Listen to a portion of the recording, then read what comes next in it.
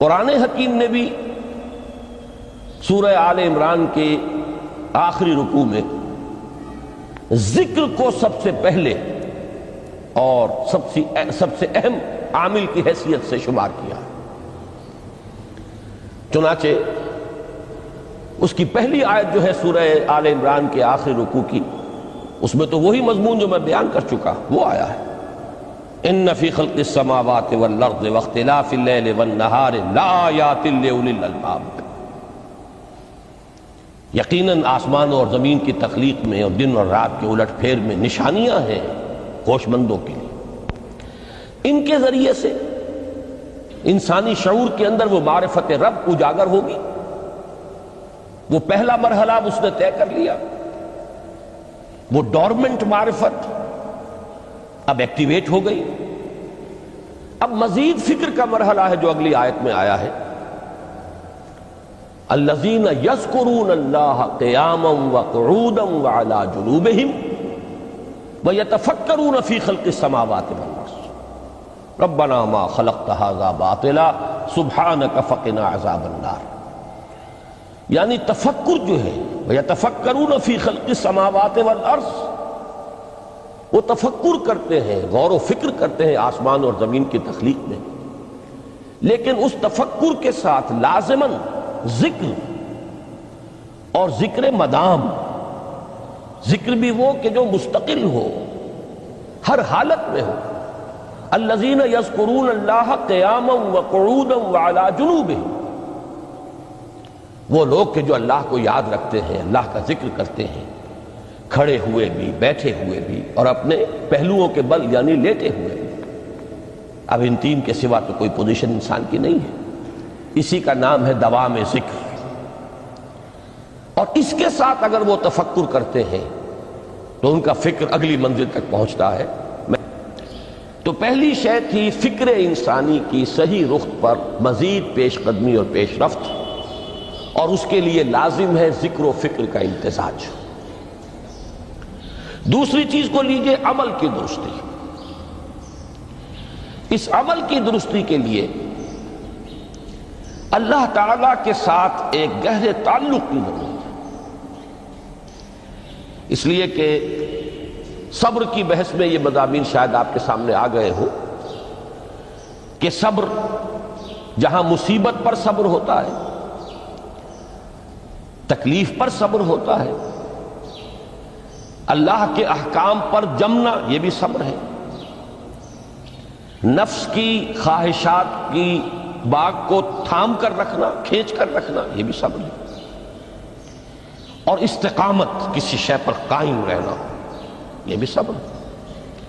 تو عمل صحیح پر استقامت کے لیے وَاصْبِرْ وَمَا صَبْرُكَ إِلَّا بِاللَّهِ، اس صبر کی سب سے اہم جو بنیاد ہے، اس کا جو سب سے بڑا ذریعہ ہے، اس کا جو سب سے بڑا سہارا ہے، وَمَا صَبْرُكَ إِلَّا بِاللَّهِ، اس کے لیے ضرورت ہے ایک گہرے تعلق کی کہ اللہ کے ساتھ ایک ایسا تعلق برقرار رہے جو نہ صرف گہرا ہو بلکہ دائم و قائم، مسلسل۔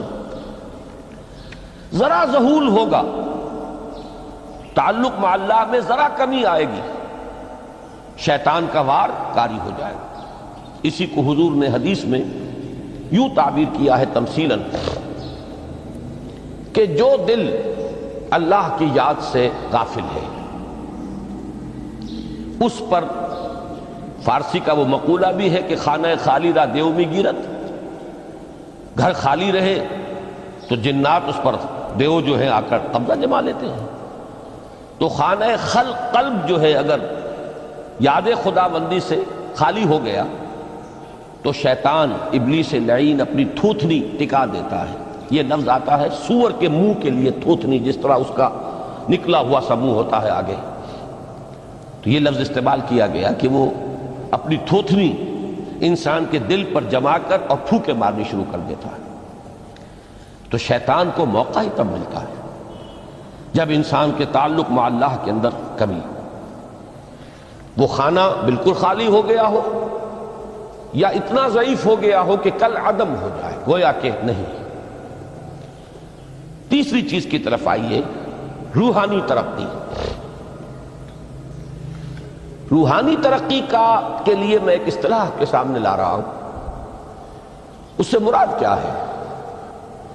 روحانی ترقی کے لیے ہماری دینی اصطلاح ہے تقرب الی اللہ، اللہ سے قریب تر ہوتے چلے جانا۔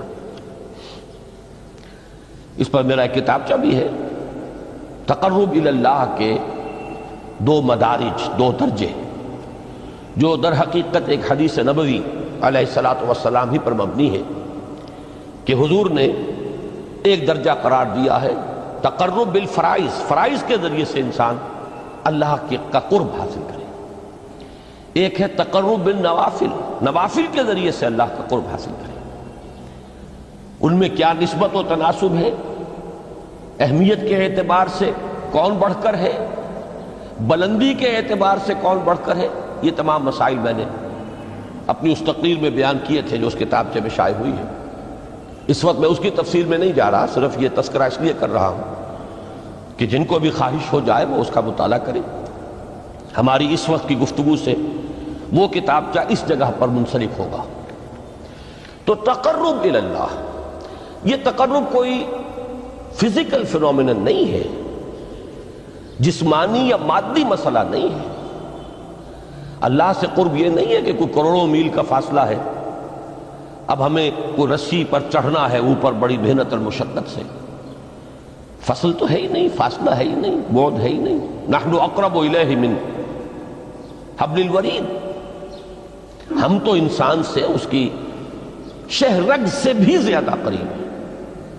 ہوا معکم اینما کنتم، وہ تو تمہارے ساتھ ہی ہوتا ہے جہاں کہیں بھی تم ہو، بس صرف یہ کہ تمہاری توجہ نہیں ہوتی، تم اور چیزوں میں مشغول و مصروف رہتے ہو، تم ہماری طرف دھیان ہی نہیں دیتے، تم ہماری طرف متوجہ ہی نہیں ہوتے۔ ہم تو مائل بے کرم ہے، کوئی سائل ہی نہیں، راہ دکھلائیں کسے رہنو منزل ہی نہیں۔ انسان جب متوجہ ہو جاتا ہے اور بڑھتا ہے، آگے پیش قدمی کرتا ہے روحانی اعتبار سے، تو یہ ہے در حقیقت تقرب الی اللہ، اور اسی کو ہم کہیں گے روحانی ترقی۔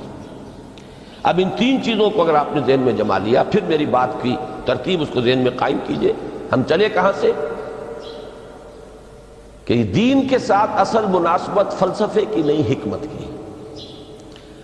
نمبر 2، حکمت قرآنی کا پہلا اور اہم ترین اور بنیادی مسئلہ معرفت رب کا حصول ہے، اس کا نتیجہ شکر خدا بندی ہے، اس کا ذریعہ آیات آفاقی، آیات انفسی، اور سب سے بڑھ کر آیات قرآنیہ ہے جو الذکر ہے، جو تذکرہ ہے، جو ذکرہ ہے۔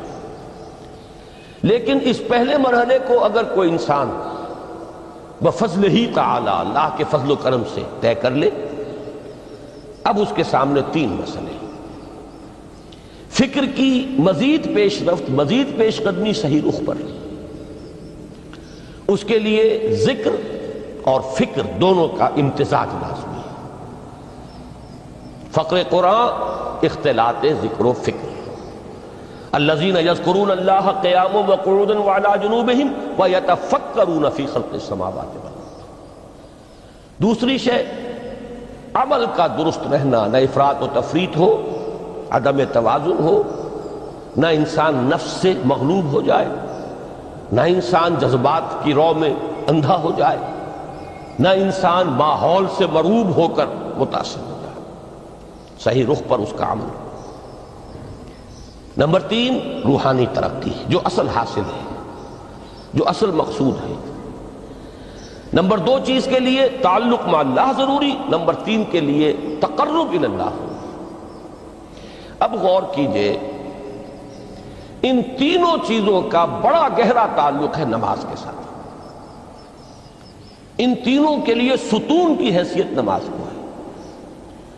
لہذا ایمان کے بعد یا معرفت رب کے بعد حکمت دین کا اہم ترین مسئلہ نماز، صلاۃ۔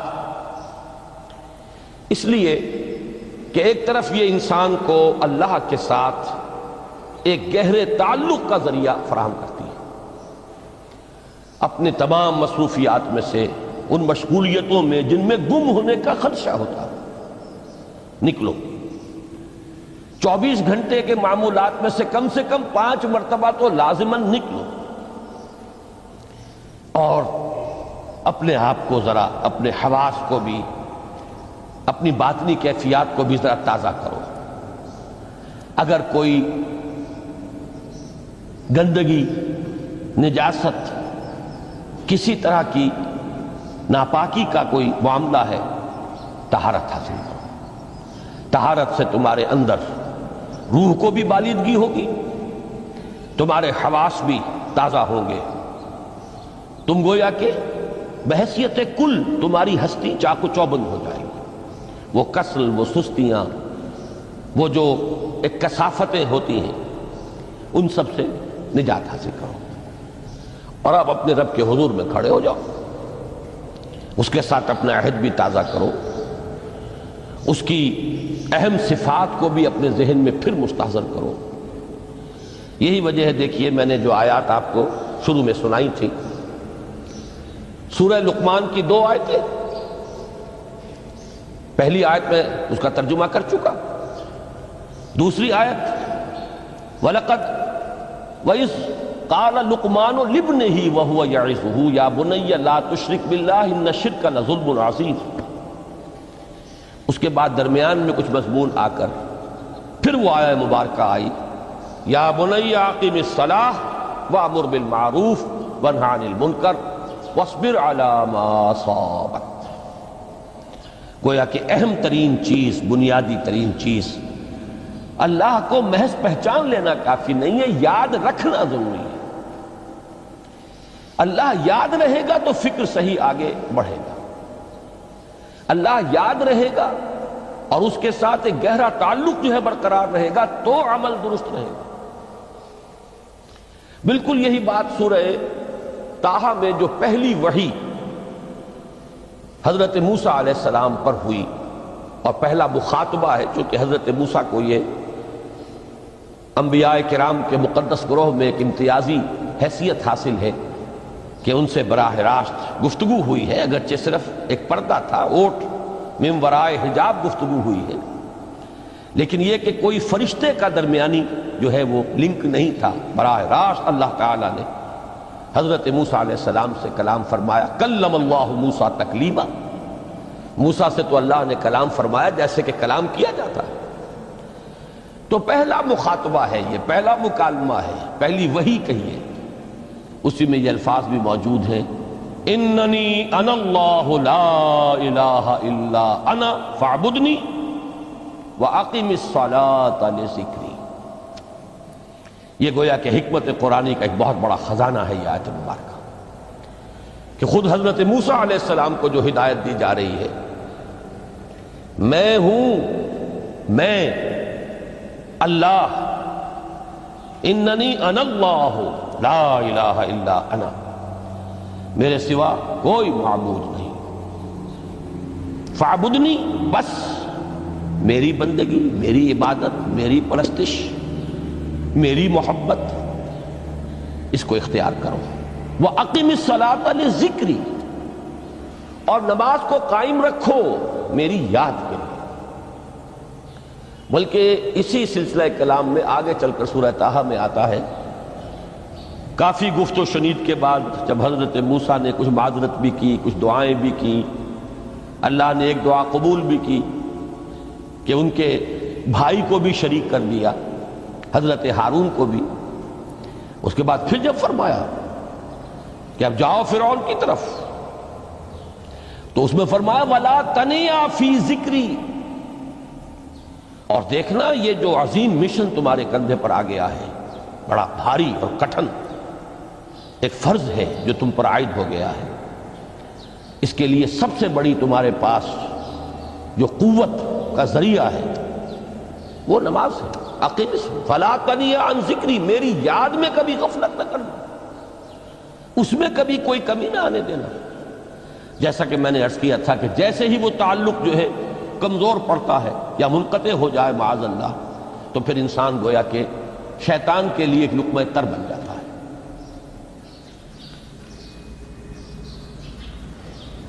اب آپ غور کیجئے تیسری شے تقرب الی اللہ، اس کے حوالے سے بھی جو فرائض اور نوافل کی بات ہے اس کو اس وقت ذہن سے نکال کر یہ سمجھیے کہ اس میں نماز کا کیا مقام ہے، اس لیے کہ نماز فرض بھی ہے، نماز نفل بھی ہے، وہ تو ان دونوں میں شریک ہو جائے گی۔ اب اس کو لفظ صلاۃ کے حوالے سے آپ ان دونوں چیزوں کو سمجھیے۔ صاد لام واو یا یہ چونکہ حروف علت ایک دوسرے سے بدلتے رہتے ہیں، یہ جو مادہ ہے اس کی جو خالص لغوی اصل ہے، جو خالص عربی زبان میں اس کا بنیادی مفہوم ہے، وہ آگ جلانا یا آگ تاپنا یا آگ سینکنا، حرارت حاصل کرنا۔ لہذا بار بار آتا ہے جہنم کے ذکر میں اسلوہا، اب جلو اس میں، تاپو اس کو، یہ سینکے گی تمہیں۔ بلکہ تفتلون کا لفظ آیا ہے حضرت موسیٰ کے کلام میں، جب وہ گئے تھے کوہ طور پر، جب پہنچ گئے تو تھے آگ تک کی تلاش میں، لعلکم تفتلون، تو اپنے اہل خانہ سے یہی کہا تھا کہ مجھے کہیں وہ روشنی نظر آ رہی ہے، غالباً کوئی وہاں سے آگ مل سکے گی، ورنہ یہ کہ کوئی رہنمائی کو رستہ مجھے مل سکے گا، میں وہ آگ لے آؤں گا، کوئی چنگاری وہاں سے لے آؤں، لعلکم تفتلون، تاکہ تم، اب یہ اصطلاح در حقیقت باب افتعال ہے، اور یہ تے یہاں پر توئے کی شکل اختیار کر گئی، تا نے توبن کی صورت اختیار کی صاد کی وجہ سے۔